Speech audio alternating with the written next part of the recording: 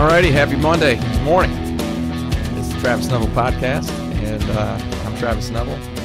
I wrote this book. It's called The Jossman Method, blah, blah. You guys heard that many times.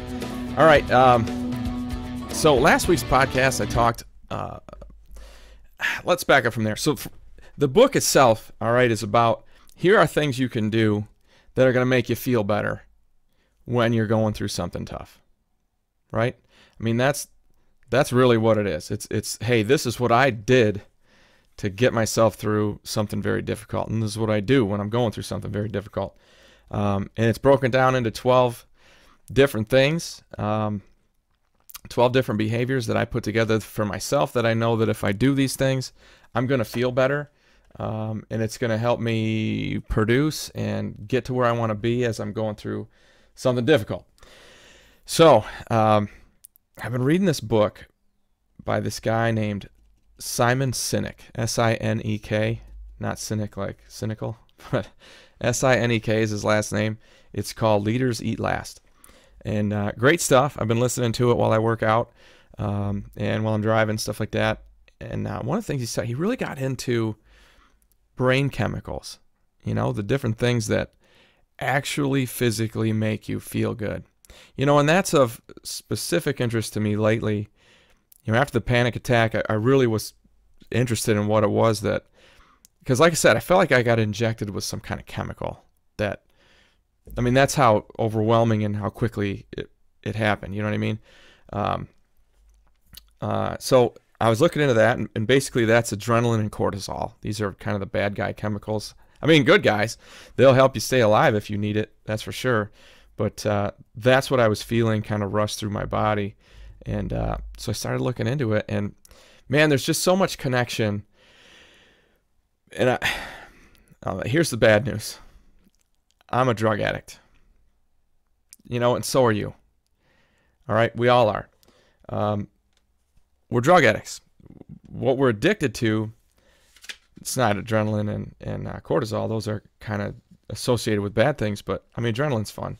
But it's the good chemicals, it's the good hormones that your body produces that you are hopelessly fucking addicted to. And you know what? That's a good thing. All right? Because these are the things that they come from production. They come from, you know, working hard. They're great. So, like I said, I was reading this book, and then I dug into it a little bit more. And what I figured out is that there are 4 really good hormones that kind of make you happy. Not kind of, they very much do. So I put together my outline for this week based on those. So let me dig into it. So these are the drugs that you are addicted to, just like I am. The first one, endorphins. I mean, I'm sure you've heard that term, endorphins, before. This is where you get your runner's high. Endorphins are amazing. They are released when you use your body at a strenuous level, okay? And those people who are addicted to working out, or, you know, just love doing it all the time, these people are endorphin addicts. I mean, it's the runner's high thing. That's what it is. It's endorphins being released in your system and making you feel good. And I'm like, shit. As I was looking into these hormones, the first one, endorphins, I'm like, well, you know, I was going through the 12 things in my book that I do, and holy shit, every one of them taps into one of these fucking feel-good hormones. Like, all I'm doing is, what I did in my book is give you this list of shit that I do that makes these chemicals and hormones get released into my body and makes me feel better. You know? This whole time I thought it was just this unique thing is, I like production and I like working out. And no, it's chemical. I mean, it's very much biological, why that shit works for me and why it'll work for you. So, you know, on the bad side for me, I thought I was being all creative and unique. Nope. I just was being a human being. You know what I mean? The good side, though, is it's a lock. You know, and I said this in the audiobook that working out for me, and I said this to, when you're listening, I tell you, hey, it fucking works every time. Every time you work out, you're going to feel better. It's crazy how I just thought that, well, man, maybe that's just me, but It isn't. It's me because I'm a human and you're a human. So a little bit more about endorphins. One of the things that they do besides make you feel good is they block pain. You know, and that's why, like, if you're in a hard workout and you're making crazy blisters on your feet or something like that, you usually don't feel them until after. Like, I can remember playing football on turf when I was younger, and you'd fall, and it didn't really hurt that bad, but then when you got in the shower, holy shit, when the water hits that shit, it's awful. So endorphins, they block pain, and that's a good thing. But it can be, you know, that can be a bad thing. You know, it's good for short term, but if you had endorphins in your system constantly, well, you'd probably have a fuck ton of injuries. You wouldn't even know that they were happening. You know what I mean? So on that end of it, I guess what I'm trying to say here, and I'm going to say this over and over in this session, is that you can't expect these feel-good hormones to be in your body all the time. It's not realistic, because a few things, obviously, like endorphins specifically would block all your pain, and then you'd be hurt, you'd be injured. And the other piece that's kind of behind that is you can't expect to be woo feeling awesome like you do after a workout all the fucking time. You can't. You got to realize that your day's going to have highs and lows. It's going to go up and down, right? It's going to move around on you, and that's healthy and normal. You take the good with the bad, right? Compared to how you feel on a rush of endorphins, nothing's going to really feel that good unless you're doing heroin, which I hear is, they say that if God made anything better than heroin, he kept it for himself. That's what they say. I'm scared to death of that. I know I'll like it, so I'm going to stay the hell away from that shit. So that's what endorphins do for you. Ways to increase it, obviously, like I said, you're looking for like stressful, rigorous exercise. You got to deplete your body, you got to deplete your muscles of glycogen, which is the oxygen that's in your muscles. That's how you get your body to release it. So you got to go pretty hard, and not just kind of once. You got to be in it a while. Like I said, after I do that CrossFit style workout, shout out to Joe DeGain for teaching me how to do that shit. It's a nice addition to how I run my workouts. Joe DeGain at 810 CrossFit. I feel like I'm on a high like crazy. I'm coughing like an idiot because I got to breathe so hard for so long, but I feel really good when I leave that. You know, here's another thing that'll put endorphins in your body that you would never guess. Eating spicy food, I found out. It's a way to get endorphins in your body. I don't really completely understand it, but I guess there's receptors in your tongue that send signals to your brain that are pretty similar. Okay? So yeah, spicy food. And are there people who are addicted to spicy food like my brother? He loves that shit. You know, and he's not a workout guy. So that's how he gets his endorphins. He eats spicy ass food. You know? Kind of neat. So that's endorphins. That's the first one. It's mostly affiliated with working out hard. That's how you get them. They're going to make you feel like whatever problems in your life really aren't that bad. That's how endorphins will make you feel. Like I've said over and over again, when I get done with a workout, I look at whatever the heck was bothering me before that workout. It's not so bad. You know what I mean? Like, I'm feeling better about it. Like, that's how I feel. That's how you're going to feel when you, get some endorphins rolling through you. Now, and here's how I also broke down my outline. So when I look at endorphins, and I look at the habits in my book, here's how they break down. Habit number 7 is to work out. Holy shit, you're tapping into your endorphins. Habit number 6 is to do home projects. You know, that's another thing it's wired into you genetically to want to create a structure to live in, to settle down and make something that's safe and it's going to keep you warm. And that for me, that's habit number 6, doing a home project, building something, even just cleaning. First you got that physical activity with it. And then it's, like I said, it's genetically wired into you that's going to make you feel better. So habit 6 is going to get you endorphins. And then habit 11 says eat well. Fucking get some spicy food in there. You know, if I'm trying to lean out for something, like just drop 6-7 pounds of just fat in a shorter amount of time, which I generally don't do. I haven't done that in a while. I've noticed that if I put, like spiciness, jalapenos or whatever, red pepper and shit, they don't really add any calories, but they add a lot of flavor.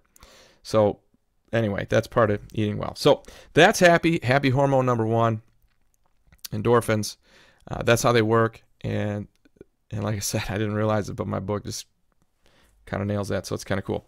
Happy hormone number two is called serotonin. That's just a mood booster. It's definitely a thing that's going to make you feel like being around other people. It's going to make you feel more sociable. Not having serotonin in you going to make you irritable and give you kind of depression symptoms. And again, that's chemically based. That's in your brain. Matter of fact, most depression medicines are called SSRIs, if you've heard that term before. And those letters stand for selective serotonin reuptake inhibitors. So your body creates the serotonin, and as long as it's floating around in you, you're good. But there's parts of your body that absorb it back in. And these SSRIs block that. So not as much can get absorbed. So then there's more of it free floating in your body. That's the basic principle behind it. And will that make you less depressed? Yep, probably. I mean, I'm not really a proponent of that stuff because I tried it, and man, I don't know. I guess it works. I prefer to let my brain function normally, and if that's a thing you do and it helps you, fucking do it. Be thankful that you live in an era where you've got some shit that can help you. I've got a Xanax prescription for when I fly, basically. Anyway, SSRIs, they can help you, and that's how serotonin works. Here are some ways to get that shit to work for you. Let's see. I missed one. Looking at my notes here, and one of them is, habit 10.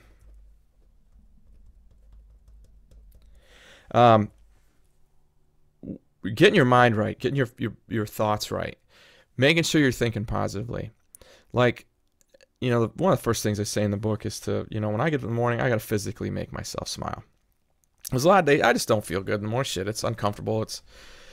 You're coming out of a peaceful, easy place and going off into the world, and you got to kind of make yourself. You got to force yourself to be happy. And again, that's also a big thing about the book is it's up to you how you are going to have, what kind of mood you're going to have. Now, these chemicals, they certainly impact that, but there are some things you can do to impact the chemicals. So ultimately, you're in control. So one, choose positive thoughts.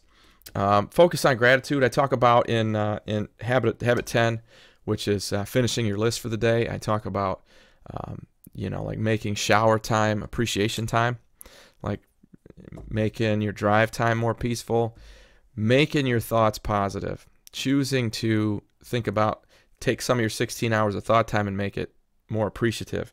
I'd go as far as to tell you, that's one reason why religion is so successful, especially Christian religion here in the U.S. Let's look at Catholics, for example. I'm probably going to offend somebody here, but fuck it, I don't care.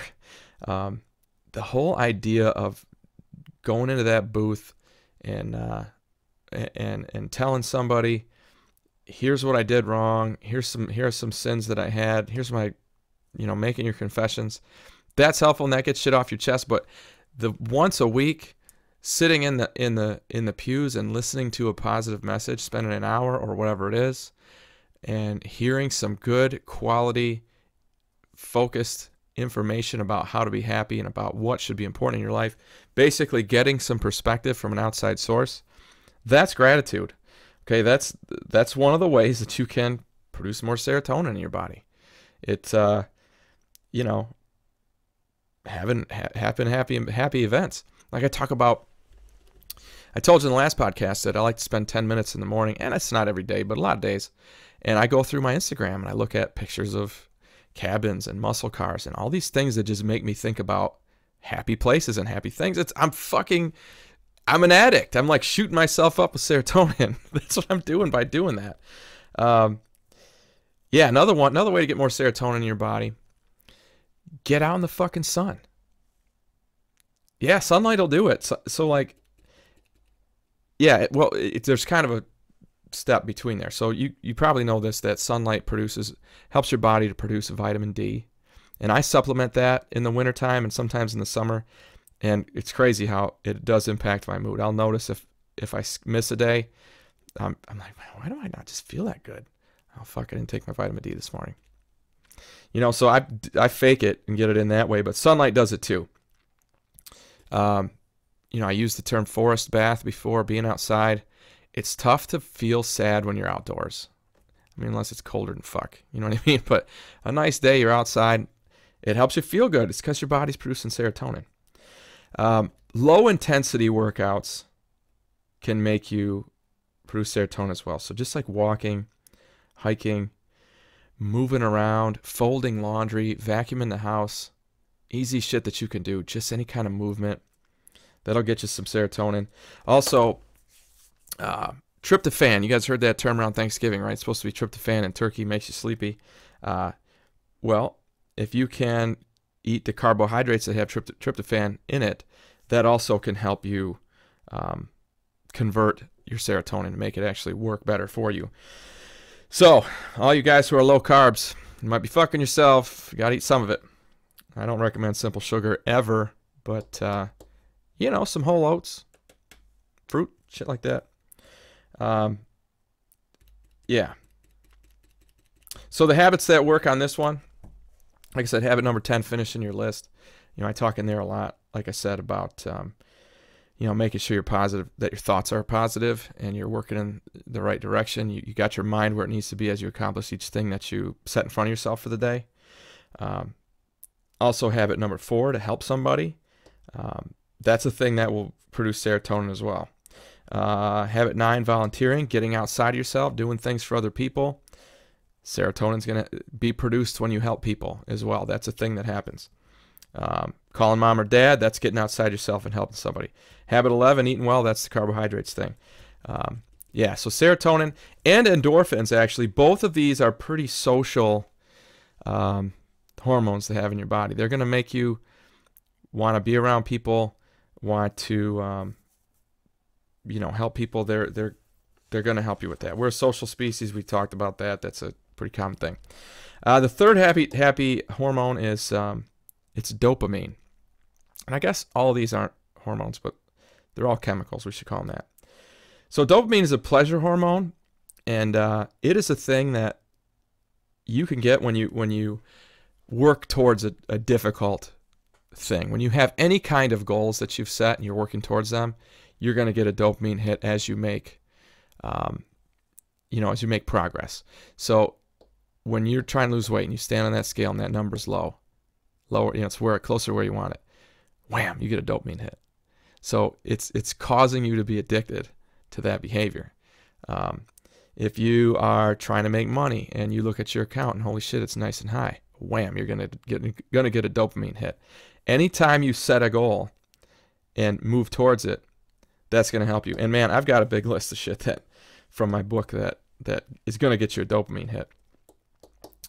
Yeah, so purposeful, productive, working hard, moving forward, getting shit done. Every night when I look at my whiteboard and I score myself for the day on all the things that I got done, all the points that I had for the day, wham, getting a dopamine hit.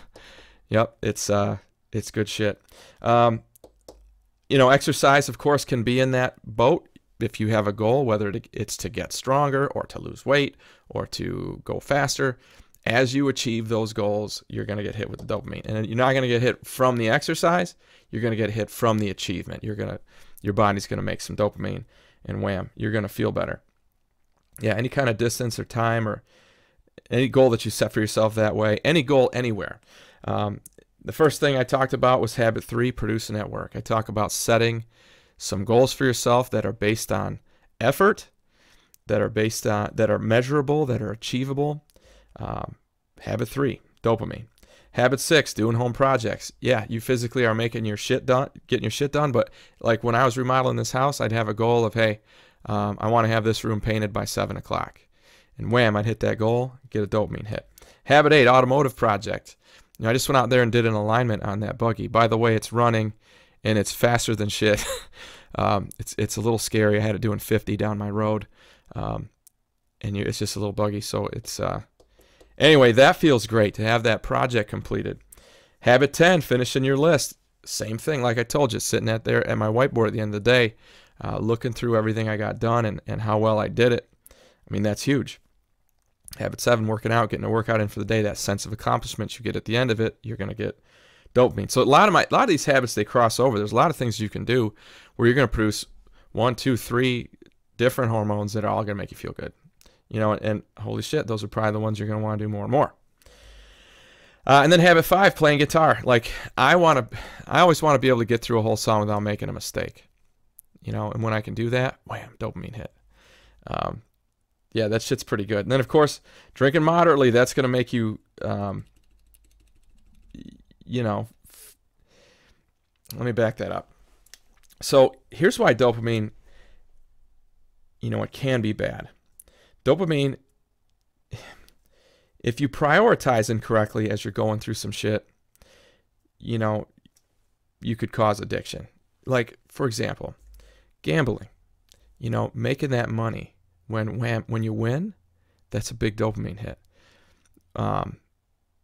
You know, so there are some things you can engage in that are not healthy, but they are going to produce the dopamine, and that's really what you're after.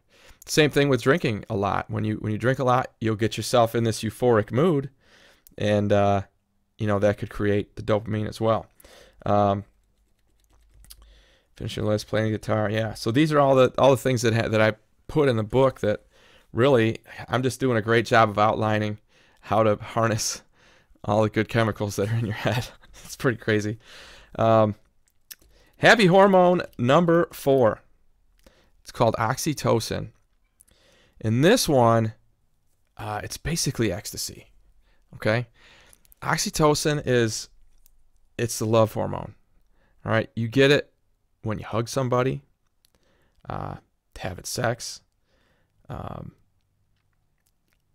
you know, any kind of feeling, touching with a person. I can tell you that when I'm, you know, like I say, it's wintertime and it's been a lockdown here, and, you know, I work from home by myself. I live by myself. When, you know, and I go to the gym and I don't talk to anybody, I'm all business when I'm there, and then I come home.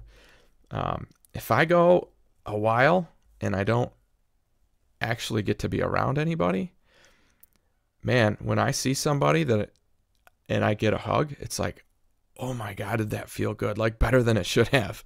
You know what I mean? And then I realized, fuck, I need more contact with people. This is not good. Your body needs it. You got to have that oxytocin. Like oxytocin is like, you are going to be, say you're living in a hippie commune. You know, everybody's holding hands and singing Kumbaya, and everything's about happiness and peace and shit. Those are oxytocin addicts. You know, those people are free love and all this shit. They're just addicted to oxytocin. That's what it is. And probably pot. Not that you get addicted to that, but. Or, and that definitely doesn't make you a bad person. Totally legal now, even when it wasn't. Yeah, so oxytocin, that gives you the feeling of love. Falling in love with somebody, that's oxytocin. Trusting someone too, similar. Like when I look around the coaching staff that I work with and I trust these guys, when we go into a meeting and I get a little oxytocin hit just by being around them because I know how much trust we have. Same thing with my friends, high school friends. When I get to have lunch with my buddy Jason or whatever, see somebody, hang out with them, that's what makes it feel good to be around your friends, is that trust and that love that you have for each other. That's oxytocin. Here are some other things that can jack it up for you. Go get a massage. You know, having anyone touch you is going to make oxytocin. It fucking feels great. If you've never gone and had a professional massage, I recommend it. I really recommend it. It's awesome. Yeah, it improves your emotional well-being. And actually, oxytocin will relax your muscles too, so it actually helps the effect of the massage. Any kind of physical chance, any kind of physical contact, when you get a chance, hug people you know, hug people you love, get around them. Your body needs it. Even a high five or a knuckle bump, anything like that. Like, it's awesome. What it does is it builds relationships. So like when I go in and I meet a new client, you know, and I'm trying to establish this trusting relationship, you know, basically I'm going to go do a whole bunch of work for you up front. I'm going to give you a guy, and you hire him, and I don't get a penny until he starts working for you. And there's got to be some trust there. Like, I've got to trust that you're going to pay me. I've got to trust that you're not going to waste my time. You have to trust that I'm not going to, I guess, I bill you incorrectly or anything like that. But there needs to be some trust there. When I go in and I meet a new client and we make a deal and he signs my contract and I sign it, and this only happened once, and he doesn't shake my hand, part of it's weird. Like I'm thinking, can I really trust this guy? Like I go into that relationship kind of feeling uneasy, and that's because I haven't had the oxytocin hit to build the trust. I need that handshake. You don't need to hug me, but a handshake, that'll go a long way. Yeah, it's wonderful. It's amazing, actually. Oxytocin is fantastic. Being around somebody, making love to somebody, having sex, that's a great feeling. You guys hopefully have all felt that. It builds tremendous trust. That's why they call having sex, they call it making love, because that oxytocin, that's building that trust. It's building that love. It really is. It's a cool thing. Now, again, like I told you about endorphins, you can't expect to feel like that all the time. You can't. If you had that all the time, you'd basically be your stereotypical senior citizen who gets scammed by everybody who calls them, because they trust everyone. They love everybody. Okay, no problem. Oh, everybody's great. Everybody's awesome. And then you get fucked. Yeah, so you can't have it floating around all the time. But when you do have it, appreciate it, enjoy it. When you're feeling bad, seek it out. Go find it. It'll help you. That's why, another reason, I look at my dating life and the people that I have run into certainly early on, where I will tell you they're not ready to be dating. They're not ready to certainly be having a relationship, maybe ready to be dating, but and they want to be all over you. They get all handsy. They need that dopamine to pull them out of the fucking depression they're in. Or I'm sorry, they need that oxytocin to pull them out of that depression they're in. It makes sense. Habits that tap into this. Habit number 12, calling mom or dad. Or going and visiting them, I guess. You got to have that contact with them. You're going to hug your mom and your dad. I hope you are. Habit number 4, helping somebody. If somebody gives you a hand with something, you're going to get a handshake or a hug afterwards. Or you help somebody out, that's what's going to happen. It's going to make you feel good on a lot of levels, and that contact is going to be good shit. I have a note here. It says, have you noticed that huggers tend to be pretty happy people? You know what? If you're a hugger, probably got a smile on your face because you are an oxytocin addict. You know what I mean? It's pretty cool. So those are the 4 feel-good chemicals that work in your brain. We talked a little bit about how SSRIs can affect that. What alcohol does. It increases some and decreases others. And then tomorrow, the ones that were increased are going to be lower than they were to begin with. And so there's a lot of chemical things that work into there. And that's drinking moderately. That's all of them. And the bad guys, like I said, what started this research for me was going through that panic attack. And what was being released in me was cortisol, which you guys have probably heard of as this is like a stress hormone, like where you have a real stressful job or you go through a stressful incident. What it does is it helps, along with adrenaline, it's going to make your body stronger, better, more able to fight off or flight, either fight or flight. But the downside is those chemicals, what they do is they prioritize body functions, okay, which are like your muscles, basically. It isn't your sharp thinking, which you'd hope it would be, but it's not. But what it hinders things like that. It determines non-essential. Cortisol and adrenaline are going to set aside digestion. They're going to set aside immune response. They're going to set aside a bunch of things in your body that aren't immediately necessary. So when you're in a job that's stressful as shit, or you go through something that's stressful as shit, you got this cortisol and this adrenaline, and you probably cortisol more and adrenaline not very often. But you think about that, it's just stereotypical as shit. The guy who, he's a stressful ass job his whole life, and his fucking guts don't work right. He's always got indigestion, acid reflux when you're in a real stressful life. You're sick all the time when you're stressed out. That's because of cortisol. It's not letting your body do what it needs to do. And so like I said, these are chemicals that will affect you, and a lot of it sometimes can be completely, I'm gonna call it this. These chemicals, they're not like your heartbeat. You can't really impact you can make your heart rate come up and down, but you can't stop your heart from beating. I mean, unless you kill yourself, right? These chemicals are more like your breathing, where it will happen automatically on its own, but you do have control over it. You want to hold your breath, you can, until your body tells you can't anymore. You want to slow down your breathing, speed up your breathing. You do have control over that. It's just that when you're not thinking about it, your body will do it on automatically for you, right? So think about your happiness the same way. If you're not in control of it, at least some of the time, your body will take over, and it might not be sending you the shit that you want. You know what I mean? Like, you can control your moods just with these things I'm telling you to do. Working out, doing home projects, eating right, helping somebody, all the shit that I put in my book. Like I said, the upside is that the shit that's in my book is that there's actually science behind it. I'm not just pulling it out of thin air. It's real shit. The downside is I'm not as creative as I thought I was. I'm not as unique as I thought I was, but that's what it is. All right, guys. There's let's go through them again. Number 1, endorphins, working out, feeling good. Painkiller. Serotonin makes you sociable. If it's not there, irritability, depression. Not antidepressants, they focus on serotonin.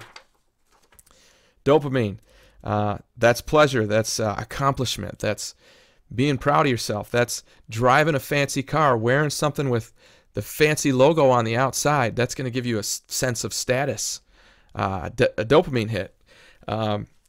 That's why people like their name brands and shit. They're dopamine heads. Oxytocin, that's the physical touch.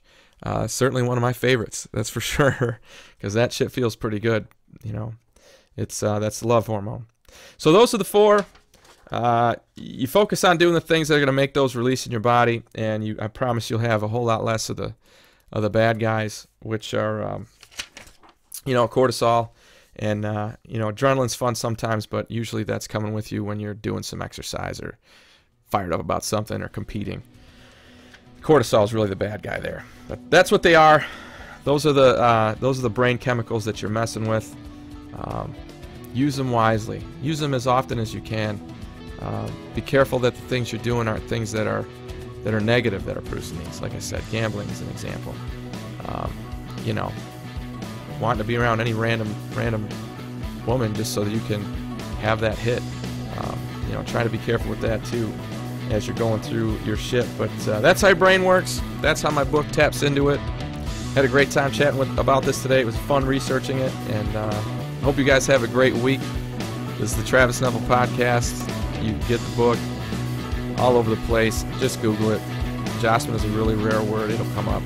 And you get the audio book. We got a bunch more of these podcasts. And hope you guys have a great week. Take care.